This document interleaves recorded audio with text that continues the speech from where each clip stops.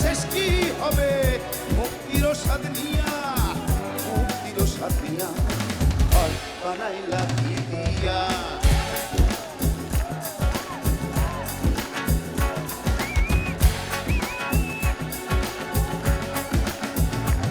ও গুরু ঘর বানাইলা কি দিয়া, দরজা জানলা কিছু নাই, কেমনে তোমায় দেখতে পাই গুরু ঘর বানাইলা কি দিয়া।